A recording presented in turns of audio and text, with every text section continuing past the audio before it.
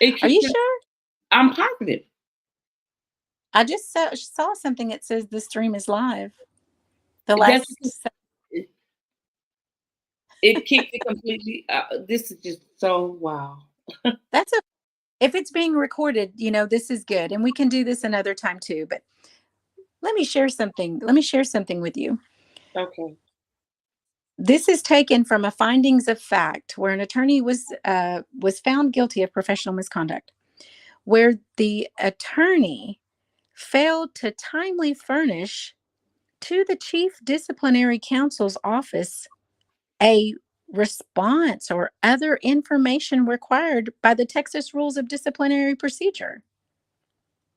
So, your court appointed attorney who may Mhm. not have worked his hardest and kept your loved one informed about his case, not only is he ignoring your loved one, he's ignoring a request coming straight from the chief disciplinary counsel.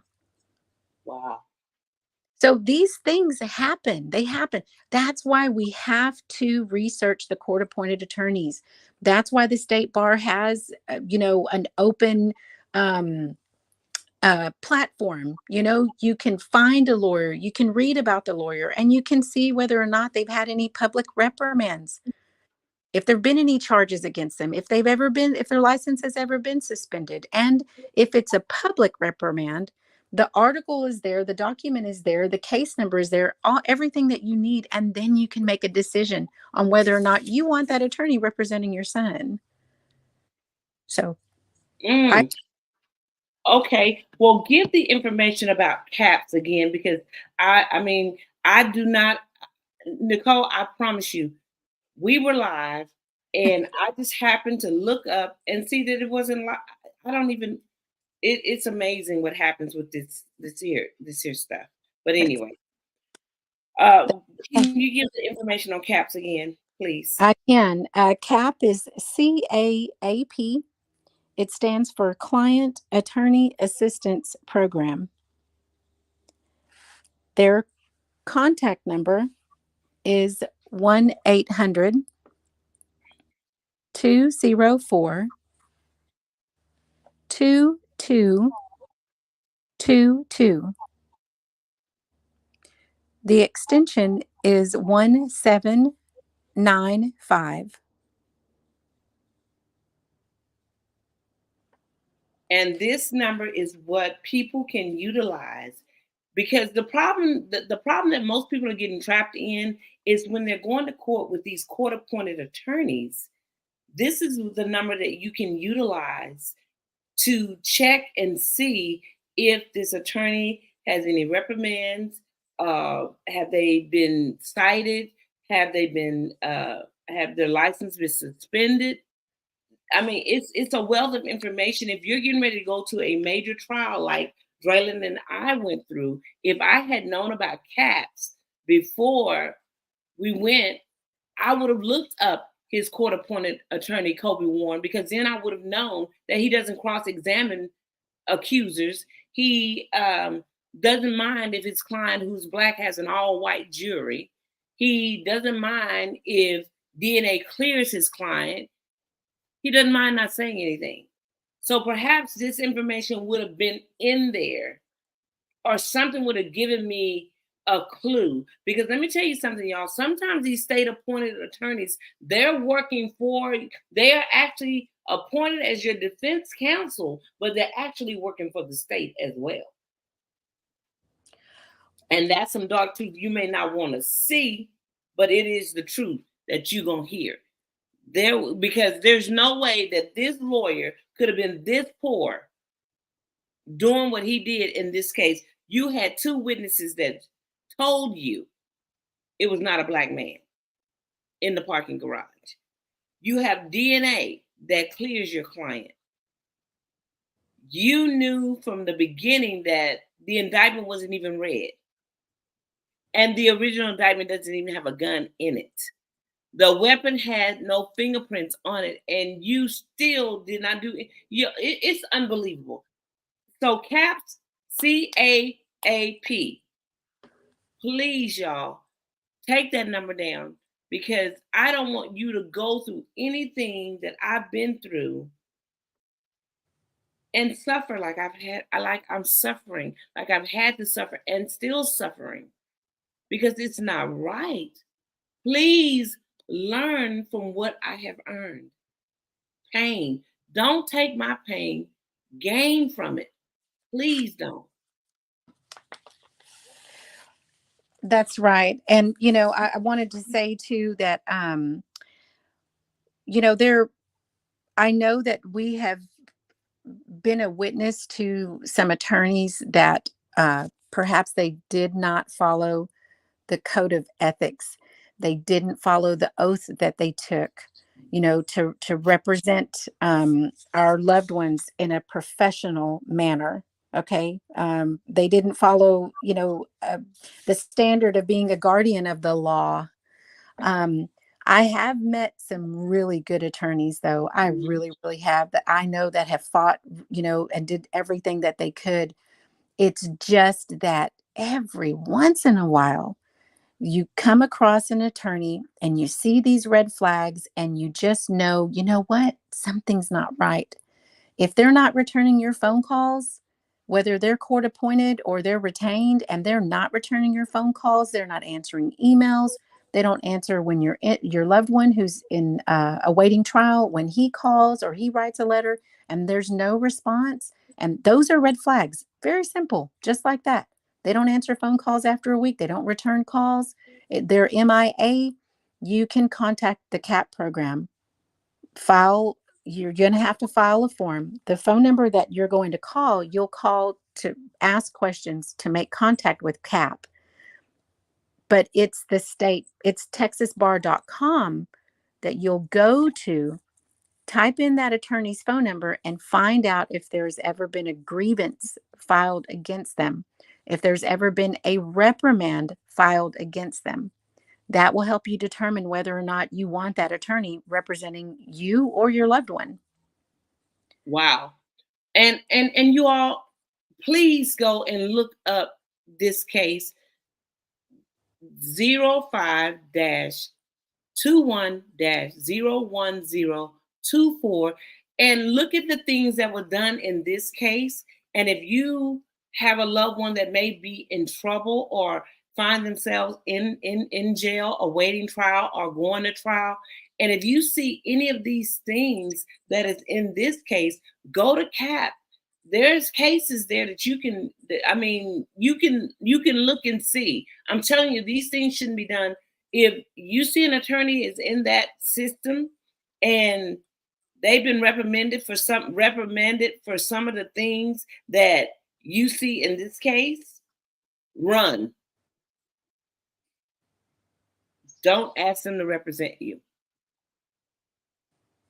And you can Right. change court appointed attorneys, right? That's correct. So depending on the county, that the inmate is in, Tarrant County, Dallas County, whatever county it is, you can actually contact the county clerk's office. For example, Tarrant County Clerk.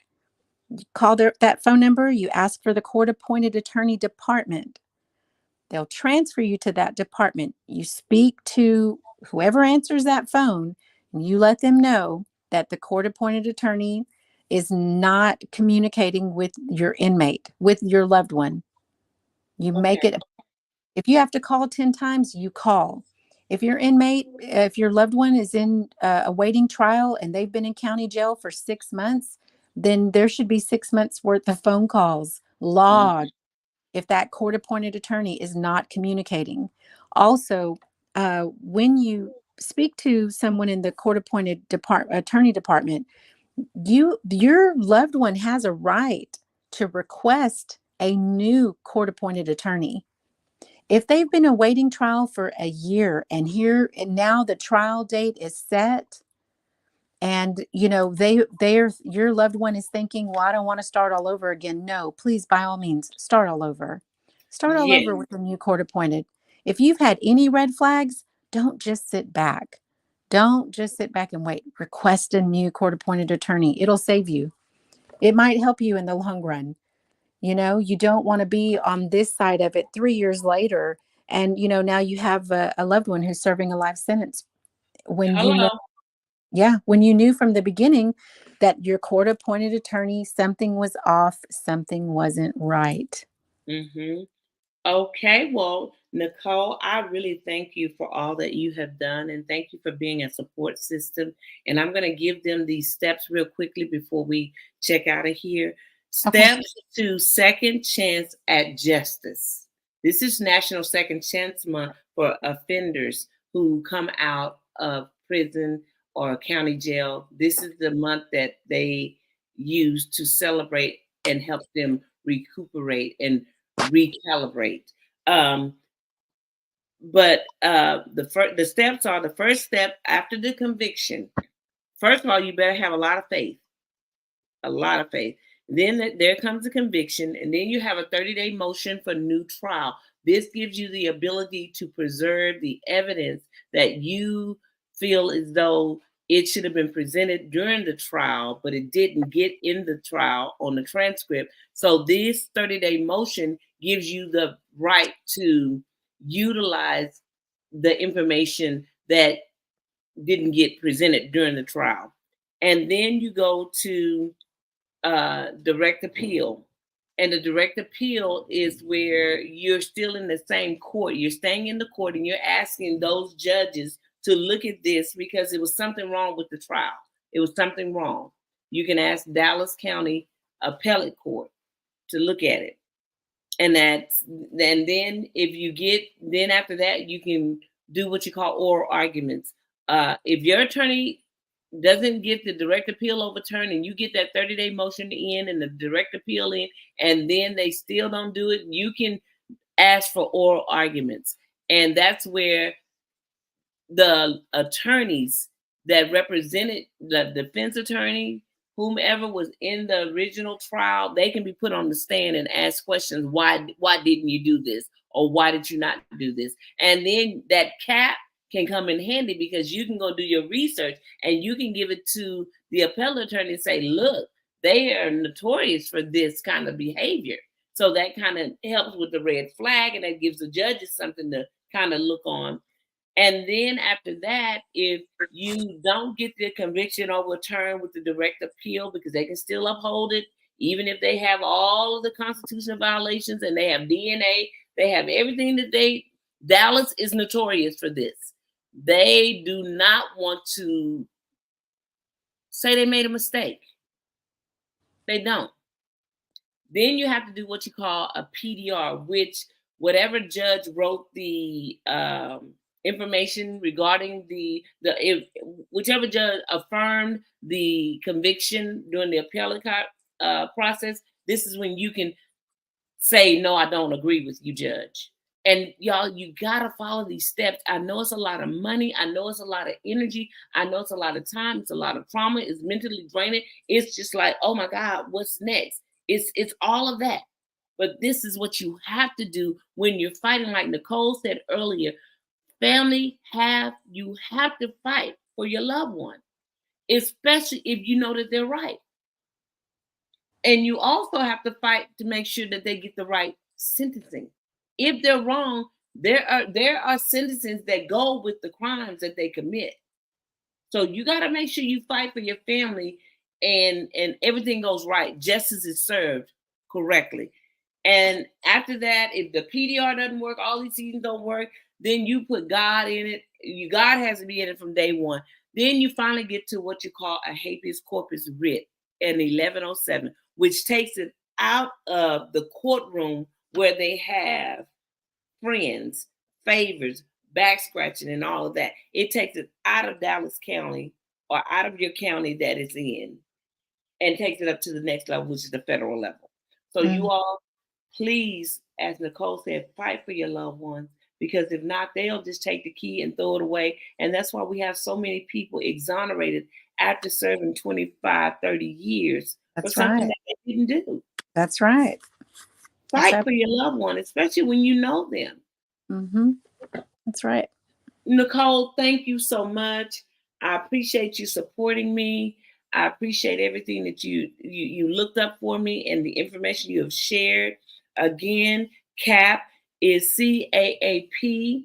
It's where you can go on and you can check out the court-appointed attorney. And I say you must do that.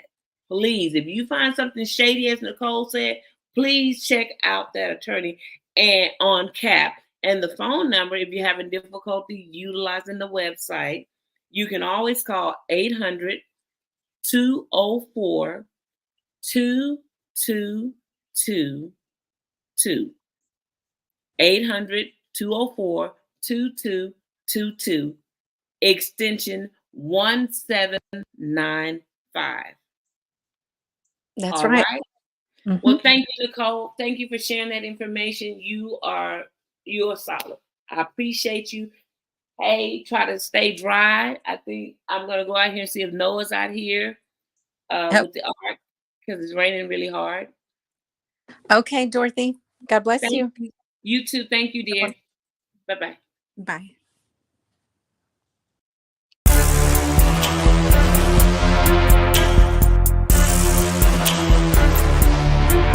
There she go, the